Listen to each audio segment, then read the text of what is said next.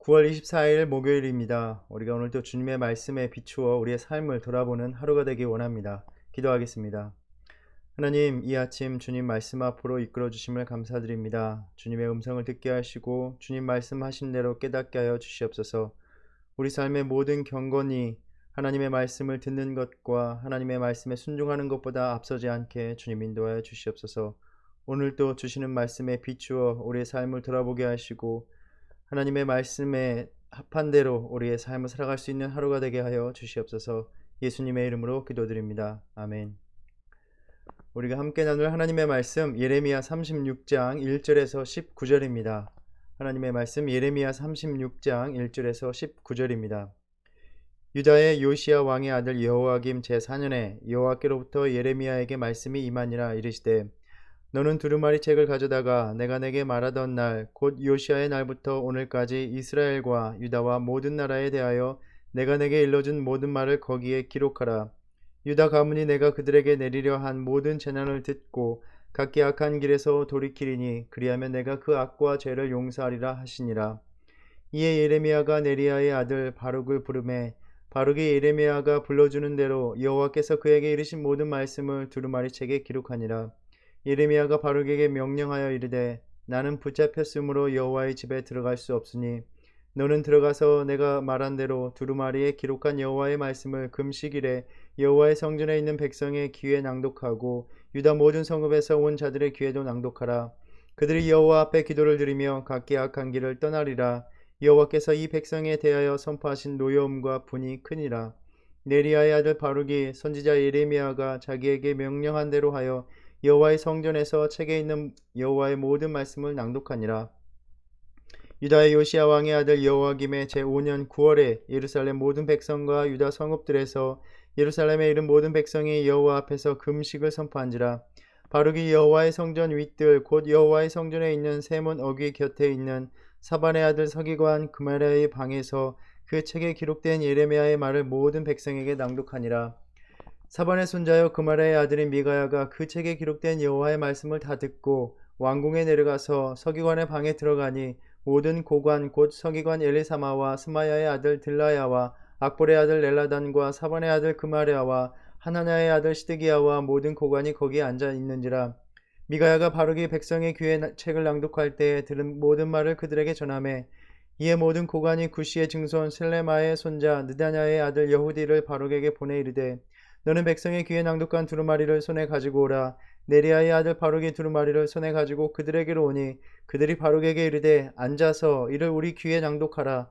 바룩이 그들의 귀에 낭독하매 그들이 그 모든 말씀을 듣고 놀라 서로 보며 바룩에게 이르되 우리가 이 모든 말을 왕에게 아뢰리라.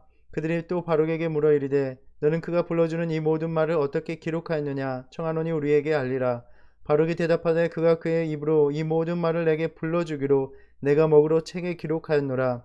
이에 고관들이 바룩에게 이르되 너는 가서 예레미야와 함께 숨고 너희가 있는 곳을 사람에게 알리지 말라 하니라. 아멘.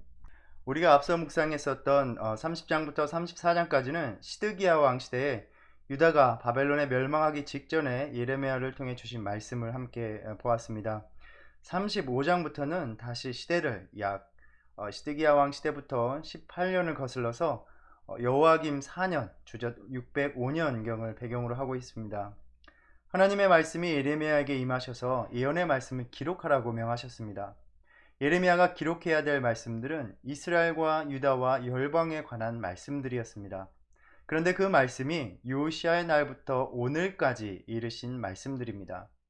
1장과 25장에 보면 예레미야는 요시야 13년에 예언자로 부르심을 받았습니다. 그래서 연도를 쭉 따져 계산해 보면 이 말씀들은 예레미야 사역 23년 동안 예레미야 선지자에게 임한 하나님의 말씀들이었습니다. 물론 매일같이 하나님의 말씀이 임하지는 않았겠지만 하나님께서 23년에 걸쳐서 이스라엘이 아직 멸망하지 않았을 때부터 북이스라엘과 남유다 그리고 모든 나라에 대해서 주신 말씀들입니다. 그 말씀들을 다 기록하라고 명령하셨습니다. 이렇게 하나님께서 책에 기록하라는 그 명령의 목적과 이유가 3절에 나옵니다. 히브리어 원문에는 울라이라는 말로 시작하는데 이 말의 뜻은 혹시나 아마도라는 말입니다. 혹시 내가 그 악과 죄를 사하도록 내가 그들에게 내리려 한 모든 재앙을 듣고 각기 악한 길에서 돌이키리라 라는 말씀입니다. 23년간이라는 수없는 세월 동안 예레미야를 통해서 수없이 선포한 말씀일 텐데 그 말씀들을 다시 기록하여 백성들에게 들려주라고 하십니다. 혹시나 그들이 돌이키면 내가 심판을 내리지 않을 것이니 당신의 백성들, 그 자녀들을 돌이키도록 기다리고 용서하고 싶으신 주님의 간절한 마음을 지금 드러내고 계십니다. 이것이 오늘도 이 아침에 우리에게 말씀을 주시는 하나님의 마음입니다. 오랜 세월 동안 신앙생활을 하시면서 수십 년간 하나님의 말씀을 들으셨을 것입니다. 또 평생에 걸쳐서 하나님의 말씀을 들어오셨을 것입니다. 그런데 주님이 그 말씀을 오늘 또 이 아침 우리에게 또 말씀하고 계십니다. 하나님께서 그 백성의 우리 자신의 온전치 못한 삶을 보시면서 그냥 노하시고 심판을 내리시면 되는데 주님의 마음이 그것이 아닙니다. 오늘 또 혹시나 그 말씀을 듣고 하나님께로 그 시선과 마음을 향하면 주님은 다시 우리를 한없는 사랑으로 그 품에 안기게 해주시고 싶으신 것입니다. 3절에 듣고라고 말씀하십니다. 사실 그들은 하나님의 말씀이 선포되는 것을 수없이 들었습니다. 그런데 오늘 다시 예언자를 통해서 다시 말씀하시는 이유는 어쩌면 한 번도 하나님의 말씀을 제대로 들은 적이 없다라는 것입니다. 이 백성들은 하나님의 말씀이 선포되는 성전에, 성문에, 그 현장에 늘 있었습니다. 유대인이라면 하나님이 명한 제사를 분명히 지키며 살았을 것입니다. 그 제사의 현장에서 살았음에도 불구하고 하나님의 말씀에 온전히 귀 기울인 적이 없었던 것입니다. 아니면 그 말씀을 잘 듣다가도 지금 하나님의 말씀을 멀리하고 있는 것입니다. 수십 년의 신앙생활을 통해서 우리는 늘 수없이 예배의 현장에 있었습니다. 나 자신은 정말 하나님의 말씀을 듣는 그의 백성, 그의 자녀였습니까? 하나님이 오늘 또 이 아침에 우리에게 말씀하십니다. 수십 년 동안 듣기만 하는 삶이 아니라 한 번이라도 온전히 주님의 뜻을 따르며 살아가기 원하시기 때문에 오늘 또 말씀하십니다. 주님의 말씀을 듣고 하나님의 진노의 심판이 아니라 돌이키는 우리의 삶의 고백 속에서 주님의 용서의 은혜를 경험하는 저와 여러분이 되기를 소망합니다. 어쩐 일인지 예레미야는 자신이 직접 하나님의 말씀을 적지 않고 네리야의 아들 바룩을 불러서 그 일을 시킵니다. 그 이유가 5절에 나옵니다. 나는 붙잡혔으므로 여호와의 집에 들어갈 수 없으니. 붙잡혔다는 말은 아마도 어떤 곳에 갇혔다기보다는 당국의 감시를 받아서 자유롭게 활동하지 못하는 상태를 말하는 것으로 보입니다. 26장에 보면 여호야김 주기 초에 예루살렘 성전과 성읍에 하나님께서 재난을 내리시리라 라고 예언하다가 간신히 죽음에서 벗어납니다. 그와 같은 예언을 했던 우리야는 죽임을 당하고 맙니다. 이러한 상황을 볼 때 왕과 많은 백성이 당장 예레미야를 죽이지는 않았지만 그의 예언 활동을 막으려고 아주 강압적으로 행하였을 것으로 짐작할 수 있습니다. 그리고 예레미야는 바룩이 예언을 두루마리에 쓸 뿐만 아니라 성전에 들어가서 금식일에 성전에 올라온 백성들에게 낭독하라고 명합니다. 이 금식일이 어떤 날인지 구체적으로 언급되지는 않고 있지만 이어져 나오는 9절과 10절에서 짐작해 볼 수 있습니다. 이듬해인 여호야김 5년에 유다 사람들이 금식을 선포합니다. 당시에 유다 온 백성이 아마 위기로 느낄 만한 큰 재난이 닥쳤음을 암시하는 말입니다. 역사적으로 보면 그 해에 바벨론 군대가 블레셋 평야에 나타나서 아스글론을 점령하는데 바로 그렇게 바벨론 군대가 코앞에 다가와서 위협을 당하는 상황이 배경이 되는 것으로 이해됩니다. 성경에 보면 금식은 다양한 계기를 통해서 행해집니다. 개인이 회개할 때, 또 남을 위해서 기도할 때, 공동체가 어느 한 사람의 죽음을 애도할 때, 본문의 배경과 같이 여러 가지 개인이나 또 공동체의 곤경의 상황에서 금식을 합니다. 기도할 때 금식하는 것은 하나님께 그 뜻을 더욱 간절하게 하기 위함입니다. 국가적인 재난의 상황에 공식적인 금식일이 선포되었고 아마도 백성들은 저녁에서 성전으로 나와 이 어려운 상황이 해결되기를 간절히 기도했을 것입니다. 금식일에 백성들에게 하나님의 말씀을 선포하라는 이 명령을 오늘 우리는 몇 가지로 묵상해 볼 수 있습니다. 한편으로는 이렇게 사람이 많이 모이는 계기를 통해서 될 수 있는 대로 많은 사람이 하나님의 말씀을 들을 수 있기 때문일 것입니다. 또 한편으로는 어쩌면 이 금식하며 간절함으로 모인 백성들의 그 심령이, 그 마음이 하나님의 말씀을 더 잘 들을 수 있는 마음의 상태가 되어 있지 않았을까 생각해 봅니다. 그러나 또 다른 한편으로 생각해 보면 오늘 보면 7절에서 이렇게 하나님 앞에서 금식하며 간절히 기도하는 심정으로 나오는 백성들에게 하나님의 말씀을 전하라, 듣게 하라는 목적이 무엇인지 언급되고 있습니다. 7절에도 울라이라는 말이 다시 나옵니다. 이 말을 넣어서 번역해 보면 하나님이 이 백성에게 말씀하신 진노와 분노가 크시기 때문에 그들이 각자 자신의 악한 길에서 돌아서면 혹시나 그들의 기도가, 간구가 하나님 앞에 이르게 될 것이라 라는 말입니다. 그러나 엄밀하게 보면 이 백성들은 금식을 하면서 하나님 앞에 간절히 나아오는데 하나님 앞에서 아직 돌이키지 않은 사람들이었던 것입니다. 다시 말해서 하나님의 뜻을 제대로 이해하고 따르는 것이 금식보다 더 중요함을 알아야 하는 사람들이었습니다. 간절함으로 하나님 앞에 간구하며 나오지만 하나님의 말씀을 잘 듣지 않는 사람들이었던 것이죠. 이 구절을 묵상하면서 문득 이러한 생각을 해보았습니다. 혹시 나 자신이 또 오늘날 하나님을 믿는 많은 신앙인들이 그저 간절함으로 금식하며 나오는 유다 백성의 모습은 아닐까 하는 점입니다. 각자의 삶 속에서 힘들고 어려운 상황이 되어 또는 어떤 계기로 인하여 하나님께 구할 간절함이 생기고 그 간절함을 채우기 위하여 할 수 있는 신앙의 경건에 열심을 다하는 모습입니다. 내가 맡은 직분의 일을 행하기 위하여 최선을 다하고 그 일로 인하여 너무나 분주한 교회 생활의 연속입니다. 나의 기도가 하나님 앞에 이르지 않는 것 같고 하나님이 온전히 나의 기도에 응답해 주시기 위해서는 내가 하나님이 기뻐하시는 어떤 열심으로 채워야 할 것 같다. 그러한 마음으로 내가 생각하는 경건의 모습과 열심으로 내 삶을 채워갑니다. 그런데 정작 하나님의 말씀에는 관심이 없고 귀 기울이지 않고 하나님의 말씀을 읽고 듣는 일은 번거로워하는 그러한 삶을 살아가고 있는 모습입니다. 혹시 우리는 내가 원하는, 내가 주장하는 경건의 열심과 내용으로만 채워져 있는 신앙의 모습은 아닙니까? 이사야 58장에서 이스라엘 백성들은 하나님이 원하시지 않는 금식을 하며 말했습니다. 우리가 금식하되 어찌하여 주께서 보지 아니하시오며 우리가 마음을 괴롭게 하되 어찌하여 주께서 알아주지 아니하시나이까. 혹시 우리가 채우는 경건한 삶이 이러한 마음가짐은 아닐까 돌아볼 필요가 있다고 생각합니다. 하나님은 오늘도 다른 경건한 삶 이전에 하나님의 말씀을 온전히 듣고 깨닫기를 원하시는데 나는 오늘 내가 정한 기도의 양을 드렸으니 오늘 나는 내가 생각하는 봉사의 열심으로 채웠으니 나는 내가 생각하는 그러한 경건의 삶을 살았으니 라고 생각하며 그렇게 자기 만족을 위한 경건을 위해서 살아가고 있는데 하나님께서는 정작 여전히 우리가 하나님의 말씀을 듣고 하나님께로 온전히 돌이키기를 원하고 계시다는 것입니다.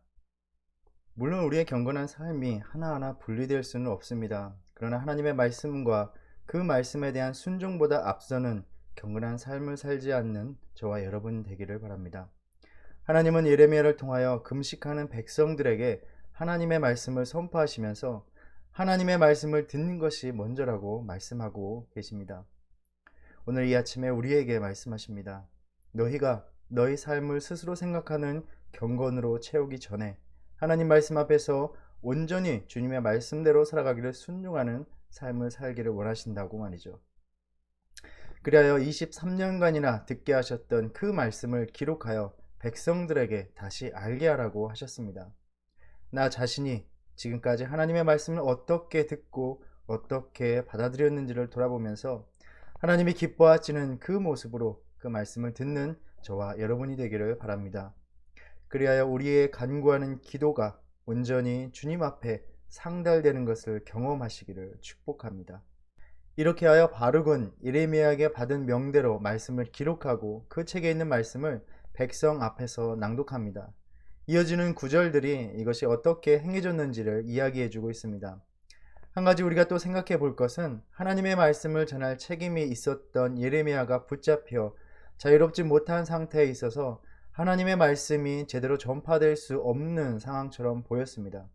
그러나 하나님의 말씀은 글로 기록되어지면서 또 기록되어 전해지면서 어떤 식으로든지 전달되었습니다. 저는 어쩌면 이 상황이 오늘날 우리가 겪고 있는 상황과 비슷하다고 생각해 봅니다.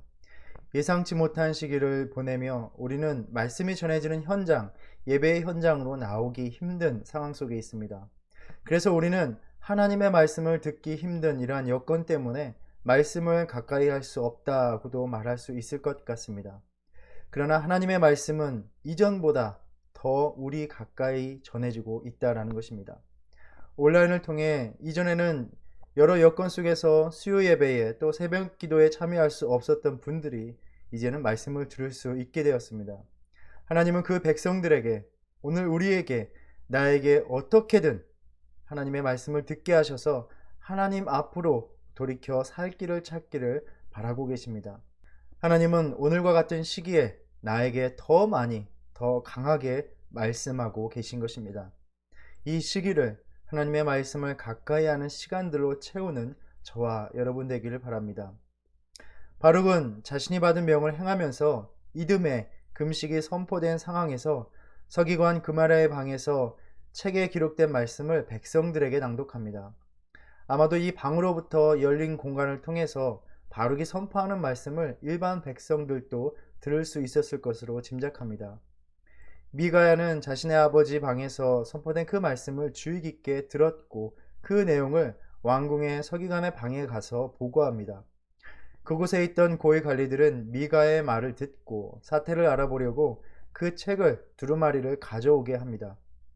바룩이 다시 전해주는 그 말씀을 듣고 고위 관리들은 듣고 놀랐다라고 말합니다. 이 말은 두려워하고 떨었다라는 말입니다.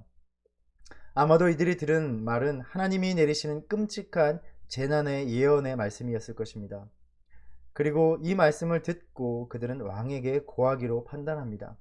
하나님의 말씀 앞에 보인 이들의 반응은 이어지는 내용의 왕과 그 신하들의 반응과는 완전히 다른 것이었습니다. 이 말씀을 처음 듣기 때문에 그들이 그렇게 두려워하며 떨었을까요? 아닙니다. 이들이 들은 말씀은 예레미야가 23년 동안 선포하던 말씀들입니다. 늘 듣던 그 말씀들이 기록되어 다시 한번 자신들에게 선포되는 것을 들으며 하나님이 보내시는 엄중한 경고로서 들으니 두렵고 떨리는 것입니다. 오랫동안 들었던 친숙했던 말씀들이 다시금 두려움과 떨림으로 듣는 그 마음이 우리에게도 있기를 바랍니다. 하나님께서 하시는 말씀을 왜 우리는 그렇게 편하고 안이하게 들었을까요? 나와는 상관없는 말씀으로 늘 거리를 두고 들었기 때문입니다. 그런 심판이 나에게는 일어나지 않을 것이라 생각하기 때문입니다. 그리고 그런 어려움들, 재난의 상황들은 내 능력으로 충분히 극복할 수 있을 것이라고 자신하고 있었기 때문일 것입니다. 그렇게 하나님의 말씀을 가벼이 듣는 것이 습관이 되고 외면하며 습관적으로 듣다가 정작 삶의 어려움이 현실이 될 때 우리는 다시 하나님의 말씀에 귀 기울이기보다는 그저 내게 닥친 현실에서 간절함만을 가지고 하나님 앞에 금식하며 나아가는 유다 백성과 다를 바 없는 모습으로 나아갈 때가 많다는 것이죠. 그러면서 하나님께 말합니다. 하나님, 내가 이렇게 간절한 모습으로 나아가는데 왜 응답하지 않으십니까? 오늘 말씀을 보면 하나님의 말씀을 듣고 온전히 돌이킬 때 비로소 그들의 기도가 하나님 앞에 이르게 될 것이다 라고 말하고 있습니다. 오늘날 너무나 변한 이 현실에서 하나님의 말씀을 듣는 것이 더 어려워졌습니까? 아닙니다. 하나님은 여전히 우리에게 말씀하십니다. 우리가 하나님이 원하시는 삶의 모습을 살아가시게 하기 위해서 오늘도 우리에게 말씀하십니다. 이 하나님의 말씀을 듣고 듣는 믿음의 귀, 믿음의 마음이 우리에게 있기를 소망합니다. 그리하여 하나님의 말씀이 믿어짐으로 하나님이 주시는 은혜의 약속들이 이루어짐을 경험하는 저와 여러분이 되기를 바랍니다. 오늘 또 우리가 이 말씀을 붙들고 나아갈 때 이 어려움 속에서 우리의 마음과 생각을 하나님의 평강이 지키실 줄을 믿습니다. 다시 우리가 함께 모여 우리가 하나님의 말씀을 다 같이 듣게 하실 때까지 우리 각자의 삶 속에서 하나님의 말씀을 귀하게 여기며 두려워하며 따라가는 저와 여러분의 남은 인생, 오늘 하루의 삶이 되기를 간절히 소망합니다. 기도하겠습니다.